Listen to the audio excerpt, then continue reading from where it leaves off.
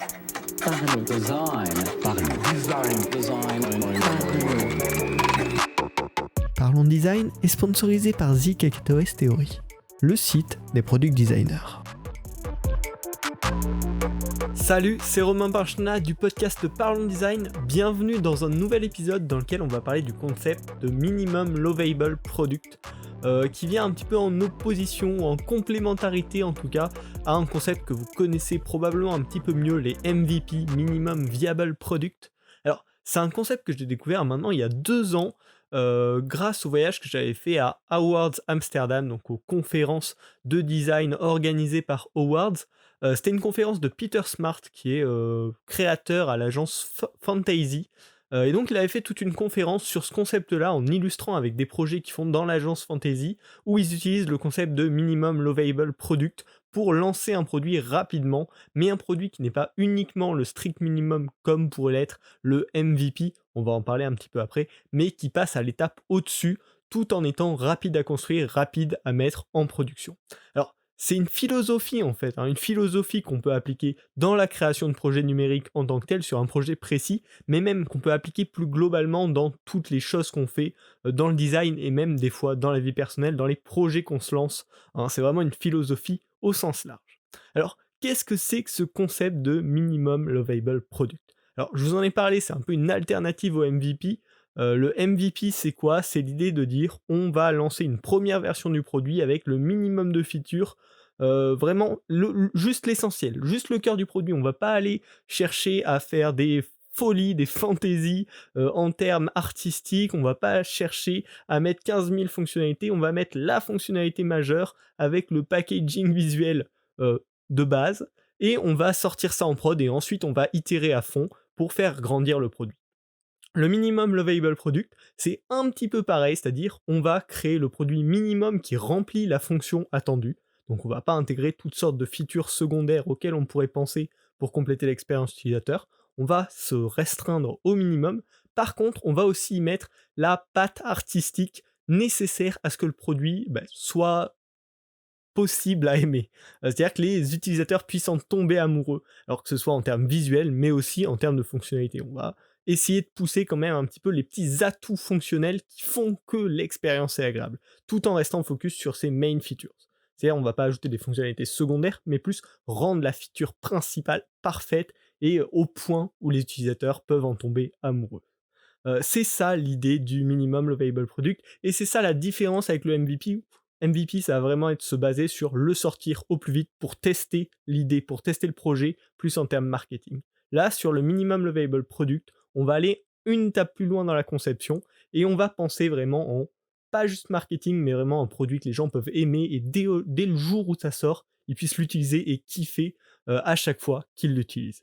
Alors, c'est une technique que moi j'ai mise en place au cours d'un de mes derniers projets, dont vous avez peut-être entendu parler si vous me suivez sur Twitter. Je vous invite à me suivre si ce n'est pas encore le cas. En début d'année, j'ai sorti une application à iOS qui s'appelle Ma liste de courses pratiques. Alors, d'où l'idée sortait, tout simplement, il y a plein d'apps de liste de courses, ça c'est pas le souci, mais aucune qui visuellement me plaisait, ni même dans les fonctionnalités. C'était souvent les mêmes fonctionnalités et certains trucs pratiques, que moi j'estimais pratiques, que je retrouvais quasiment nulle part. Du coup, je me suis dit, je vais faire mon app parfaite qui, moi, me fait rêver, qui reste simple, c'est-à-dire on gère sa liste de courses solo, parce que c'était mon cas, et pour beaucoup de gens, ça suffit. Et on va avoir des features un petit peu sympas, genre pouvoir créer des groupes de produits, soit pour quand on fait une recette maison, on utilise toujours les mêmes produits, on va pouvoir les enregistrer et les ajouter tous à la liste de courses en un clic.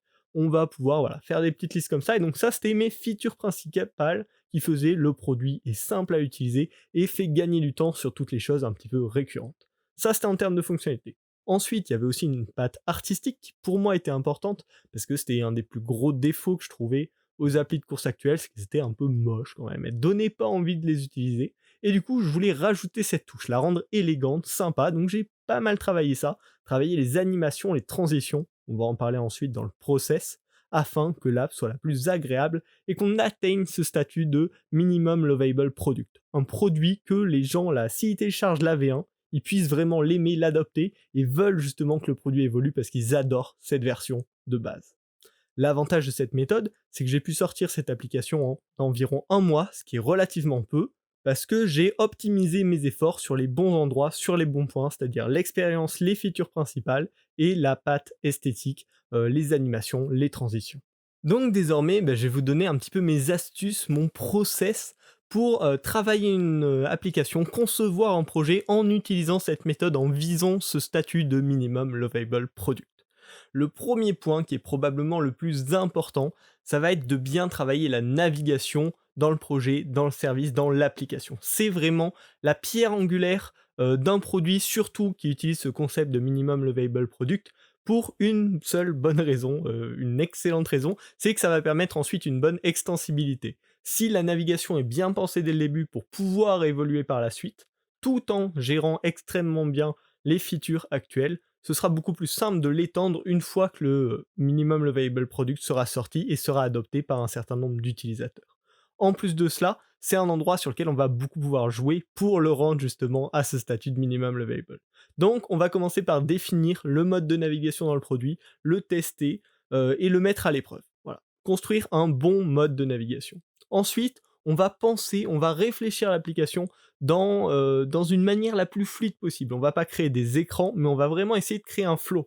On va réfléchir à chaque fonctionnalité, à chaque chose qu'on veut permettre à l'utilisateur de faire, comme un flow, comme une continuité au maximum, plus que des écrans bien séparés. Alors ça, c'est facile dans les mots, un petit peu plus dur dans la pratique, mais voilà, ça va vraiment être cette idée de trouver quelque chose à chaque fois qui est le plus fluide possible, avec des bonnes transitions, avec une navigation agréable, douce et cohérente pour l'utilisateur.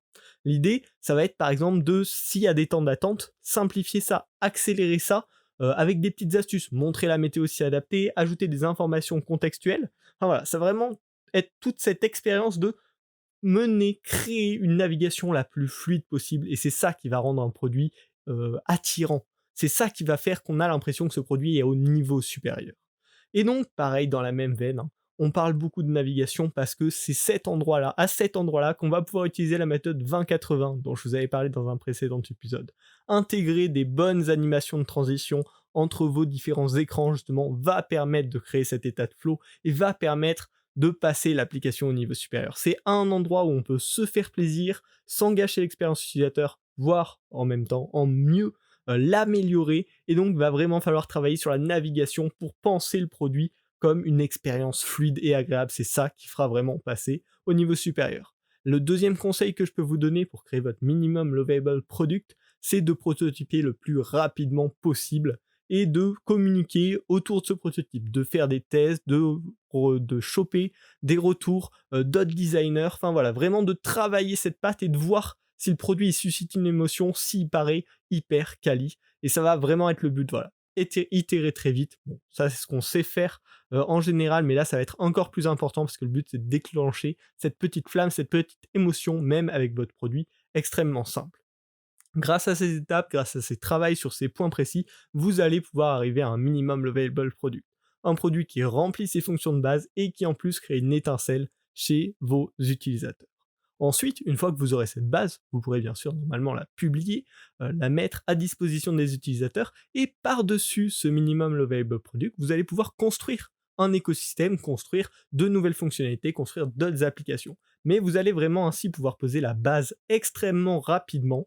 Bon, si c'est un petit produit en quelques mois, si c'est un peu plus gros, en un peu plus de mois, mais extrêmement rapidement par rapport à ce qu'il vous aurait fallu pour faire un produit complet dès le début, tout en s'étant basé sur les bonnes choses. Ensuite, donc, vous allez pouvoir créer un design system à partir de ces premiers composants, étendre le produit, l'étendre sur d'autres plateformes, sur une application TV, Watch, d'autres supports, enfin, c'est pas le souci, mais vous aurez créé une base qui a été bien réfléchie comme un flow, comme une continuité, et qui pourra s'étendre au mieux par la suite. Voilà, la conclusion de ce podcast, c'est que si on sort un produit quand il est parfait, c'est probablement trop tard, mais si on sort un produit qui est mal conçu trop vite, ça va probablement gâcher l'expérience des premiers utilisateurs et vous allez les perdre à tout jamais. Donc il faut essayer de trouver ce compromis, c'est toujours le challenge, c'est toujours la difficulté, mais avec cette mentalité de créer, de tendre vers le minimum lovable product, vous allez peut-être pouvoir un petit peu mieux y arriver. En tout cas, je l'espère. Si le concept vous a plu, que vous voulez le partager autour de vous, n'hésitez pas à partager ce podcast. Ça aide en plus le podcast à grandir, ça fait super plaisir. Et puis on se retrouve la semaine prochaine pour un nouvel épisode de Parlons Design. Salut! Parlons design. Parlons design. ciao.